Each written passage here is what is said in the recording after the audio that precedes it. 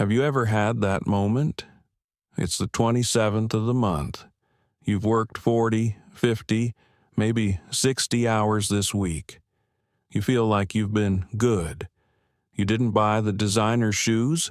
You packed your lunch 3 times. But you open your banking app, and the number staring back at you is double digits. And you're sitting there, staring at the screen, genuinely confused. You're thinking, wait, I make $60,000 a year? Where did it actually go? It didn't go to a yacht. It didn't go to a tropical vacation. It just evaporated into 1,000 tiny leaks. A subscription you forgot about, a slightly too expensive grocery run, a treat-yourself Friday that turned into a treat-yourself weekend. Here's the thing. You've been told for decades that the solution is a spreadsheet. You've been told to track every coffee, to categorize every gallon of gas, and to use your willpower to stop spending. But I'm going to tell you something that might make you a little uncomfortable. Willpower is a finite resource, and your spreadsheet is a lie. My name is John, and I spend way too much time thinking about how the human brain interacts with a bank account. If you're someone who feels like you're earning a good salary, but you have absolutely nothing to show for it at the end of the month, make sure to hit that subscribe button and give this video a thumbs up if this helps you out. Because today, we're stopping the leak. Look, we have to address the elephant in the room. Most people are failing at money not because they are bad with it, but because the system is designed to bypass your logic. According to a 2023 study by Lending Club, roughly 60% of Americans are living paycheck to paycheck. That includes people making over $100,000 a year. Think about that. You can earn 6 figures and still be one check engine light away from a financial meltdown. Why? Because of Parkinson's law. In the world of finance, Parkinson's law states that your expenses will always rise to meet your income. If you get a $500 raise, I guarantee you that within 3 months, you'll find a way to spend exactly $500 more without even trying. Most people try to save what is left over at the end of the month. But here's what most people don't realize. In the modern economy, there's never anything left over. Amazon, Netflix, and your local Uber Eats driver are literally professional leftover hunters. They are designed to ensure your balance hits 0 by the 30th. This is where it gets really interesting. We're going to flip the script. We are going to use the reverse budget. Traditional budgeting says income, expenses, savings. That formula is garbage. Why? Because expenses is an infinite variable. It expands like a gas to fill whatever container you give it. The reverse budget formula is income, savings, minus expenses. We decide the savings first, specifically 30%, and we take it out before you ever have a chance to touch it, the real-world math. Let's look at a concrete example. Let's say you're taking home $5,000 a month after taxes. The traditional way, you pay rent, an $800, car, $500, utilities, $300, food, $800, and fun, $1,000. You hope to save $600, but then your friend has a birthday, your subscription renews, and you end up saving $50. The reverse way. The second that $5,000 hits your account, $1,500, 30%, is automatically swept into a high-yield savings account or brokerage. You now have $3,500 left. Now, you might be thinking, John, I can't live on $3,500. My bills are $3,800. Yes, you can. And you will. Because humans are incredibly good at adapting to scarcity. But we are terrible at managing abundance. If you have $5,000 in your checking account, you'll act like a person with $5,000. If you have $3,500, you'll find a way to make the math work. You'll cancel the unused gym membership. You'll cook one more meal at home, and you won't even feel the pain because the money was never yours to begin with. I want to explain the psychological shift here. This is the decision fatigue factor. Every time you look at a menu, or a pair of shoes online, or a flight for a weekend getaway, you're using a tiny bit of your brain's willpower battery. By 6 p.m. on a Tuesday, after a long day of work meetings, your willpower battery is at 4%. That is when you make the $80 DoorDash mistake. When you reverse budget, you move the decision from the daily willpower category to the systemic automation category. Think of it like an organ donor. If you had to manually decide every second to make your heart beat, you'd be dead in 3 minutes because you'd get distracted by a TikTok. Your heart is automated so your brain can focus on other things. Your savings should be exactly the same. If you have to choose to save every month, you will eventually fail. If the system chooses for you, you win by default. Now, 30% sounds like a massive number. Let's break down where that reverse money is actually going, because it's not just sitting in a piggy bank. The oh crap fund, emergency, 5 to 10%. This stays in a high-yield savings account, HOASA. This is your insurance against life's stupidity. The wealth engine, investments, 15 and 20%.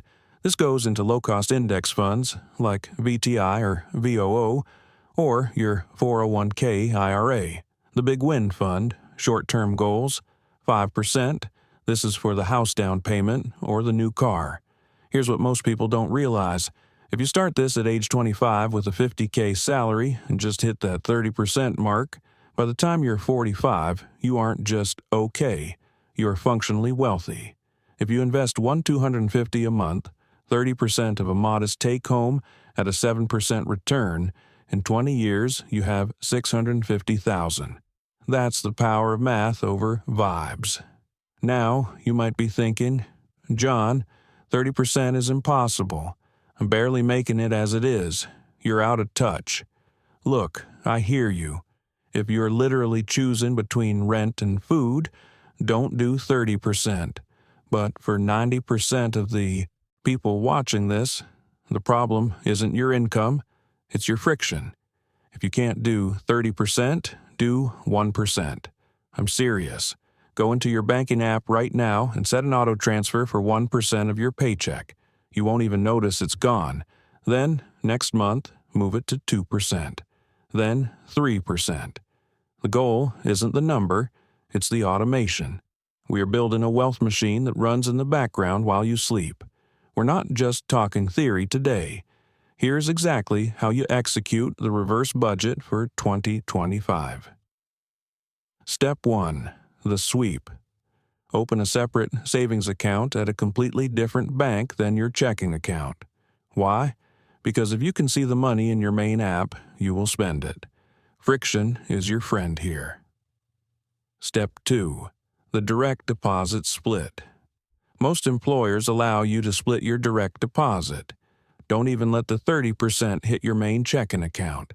Have it sent directly to the away bank. If you never see the money, you never lose the money. Step 3. The no-look investment. Set up an automatic buy in your brokerage account. Every Friday or every 15th, $500, or whatever your math is, goes into an S&P 500 index fund. This is where it gets really interesting. And this is the part nobody tells you. When you reverse budget, when that 30% is gone and handled, you can spend the remaining 70% with zero guilt. Traditional budgeting makes you feel like a criminal for buying a steak dinner or a new video game. You're always wondering, can I afford this? But with the reverse budget, you know you've already saved. You've already invested. You've already handled your future self. That 70%, that's your play money. You can blow it all on whatever you want, and you're still getting richer every single day. That is true financial freedom. It's not about restriction, it's about predefined success. Here's the thing, and this is where most people get caught in a loop for 40 years. We need to talk about why that 30% feels so scary. It's because of a phenomenon called hedonic adaptation. Think back to your first real job. Maybe you were making $35,000 a year. You were eating ramen, living with 3 roommates, and driving a car that sounded like a lawnmower with a cough. But you were fine, right? You survived. Then you got that first big jump to $55,000. You thought, man, if I can just hit $55K, I'll be rich. I'll save $1,000 a month easily. But what actually happened? You got a nicer apartment. You started buying the good paper towels. You upgraded to a car with heated seats. Suddenly, that $55,000 feels just as tight as the $35,000 did. This is the lifestyle creep trap. It is a biological imperative to seek more comfort. But comfort is the enemy of wealth. I'm not saying you should live like a monk. I'm saying that if you don't implement the reverse budget now, you will be making $200,000 in 10 years, and you will still be complaining that you can't afford to save. I know people in Manhattan making $500,000 a year who are stressed about their credit card bills. It's not an income problem, it's a systemic design flaw. Now, you might be thinking, but John, shouldn't I be tracking my lattes? My favorite finance guru says if I stop drinking Starbucks, I'll be a millionaire. Look, let's do the math. A latte is what? $6. If you buy one every single day for a month, that's $180. Is $180 a month going to change your life? Over 30 years, sure, compound interest makes it look like a lot in the graph. But here's what most people don't realize. You have a limited amount of decision energy every day.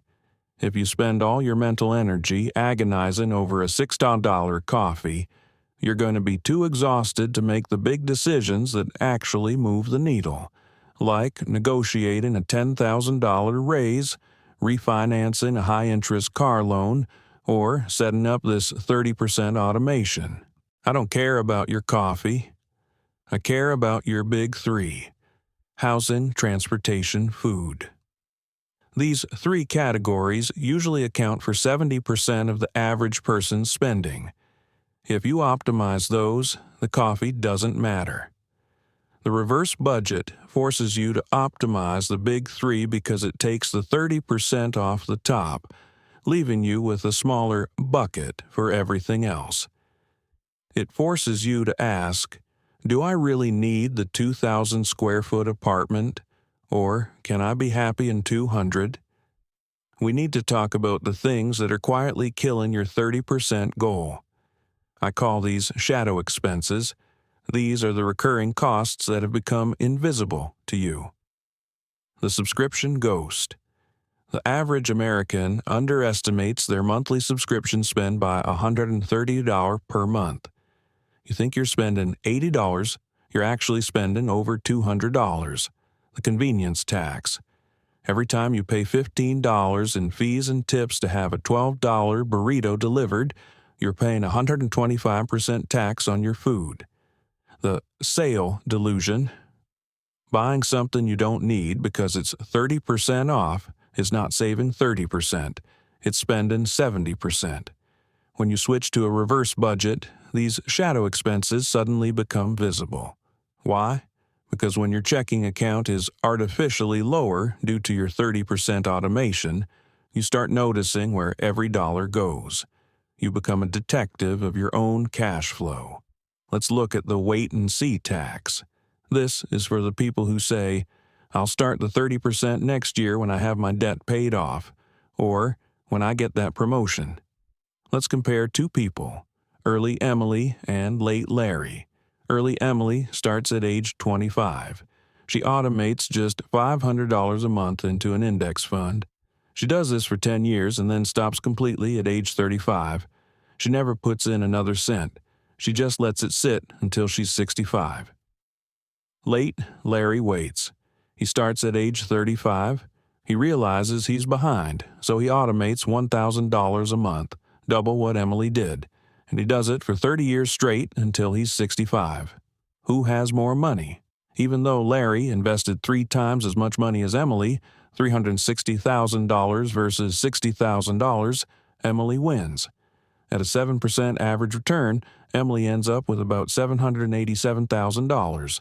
Larry ends up with about $610,000. Why? Because time is the only thing you can't buy more of. Every month you spend thinking about it is a month where your money isn't working for you. This is why 2025 has to be the year you stop thinking and start automating. I want to talk about the feeling of enough. Most of us live in a state of low-level financial anxiety. Even if you have money in the bank, you feel it. It's that tightness in your chest when you hear a weird noise coming from your car's engine. The reverse budget changes your brain chemistry. When you know, not think, but know, that your 30% is already gone, already working, and already building your future, that anxiety evaporates. You stop viewing money as something you own and start viewing it as a tool you employ. Think of it like this. If you were a business owner, would you keep all your employees in the break room eating snacks all day? No, you'd put them to work. Your dollars are your employees. The reverse budget is the manager that makes sure 30% of your staff is out there in the field, earning more money, while the other 70% stays in the break room to take care of your current needs. Now, you might be thinking, okay, John, I'm sold. But how do I actually survive the first month when my paycheck suddenly drops by 30%? This is the transition gap, and it's where most people quit. Here's how you bridge it. The sell the junk strategy. Go to your garage, your closet, or that junk drawer. Sell the old iPhone, the bike you don't ride, the clothes you haven't worn in 2 years. Use that one-time cash infusion to cover the gap in your checking account for month 1. The no-spend challenge. For the first 30 days of your reverse budget, commit to 0 non-essential spending. No eating out, no new clothes, no movies. This resets your dopamine receptors. It makes you realize that you don't actually need 90% of the stuff you buy. The subscription audit. Use an app or just scroll through your bank statement. Cancel everything. If you really miss it, you can sign back up next month. Spoiler, you won't miss most of it. This is where it gets really, really interesting. The goal of the reverse budget isn't just to have a big number in a bank account. Money is just a medium for options. When you have a 30% savings rate, you are buying FU money. It's the ability to quit a toxic job without having another one lined up. It's the ability to fly across the country to see a sick relative without checking your balance. It's the ability to say no to things that don't serve you.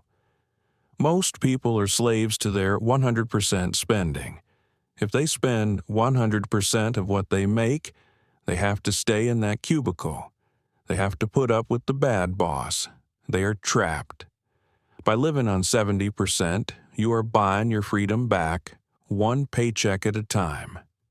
Imagine it's December 2025. You're sitting exactly where you are right now. You have 2 options for that version of yourself. Option A.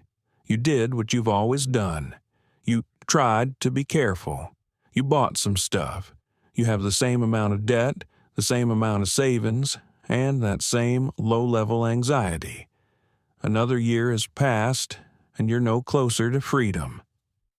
Option B. You took 10 minutes today. You hit the automate button. You felt a little pinched in February. You adjusted in March, and by June, you didn't even notice the money was gone. Now, in December, You look at your accounts and you see $10,000, $15,000, $20,000 that wasn't there before. You feel lighter. You stand a little taller. You realize that you are in control of the machine, not a cog in it. Which version of you do you want to be? The math doesn't lie. The system works. The only variable left in the equation is you.